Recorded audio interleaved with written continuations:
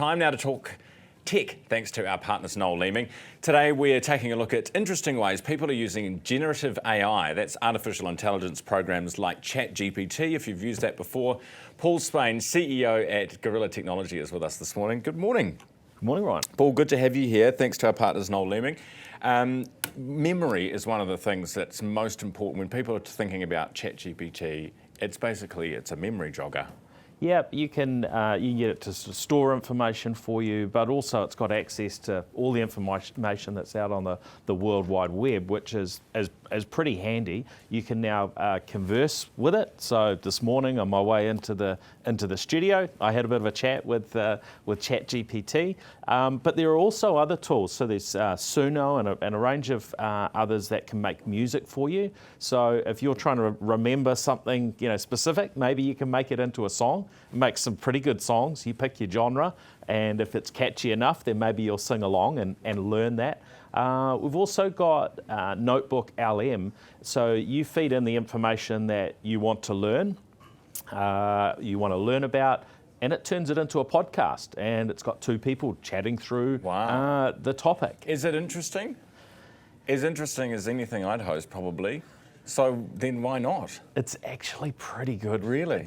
Yeah, I was pretty blown away the first time that I heard it, and what sound like real voices with real emotion, and somehow it's able to bring that together and make a credible bit of content. How is it? Where is it pulling that from? Like the voices and everything? Is it pulling it from current podcasters and broadcasters and things? And same with the music situation, as I know Elton John's not been happy about this. Well, this is part of the rub, and there has been some legal cases and challenges going on around these companies, how they access the content, be it voices, be it images, be it all of the text from around the web that gets swept up. Right. Tax returns. Apparently, it's now able to file a tax return. Not that the government's actually like this happening. Yeah. Look, I don't think in New Zealand you can just get it to do all of that work for you. But it's going to depend on on your case with your self-employed, personal, and so on. But you can certainly go into ChatGPT and ask it a range of tax questions. You can get it to do things like analyse receipts if you scan them in and so on. So there's a variety of things there. But then there are applications that use generative AI in the background to do certain tasks, and that becomes part of the picture, but it's the broader software and technology that's doing that lifting.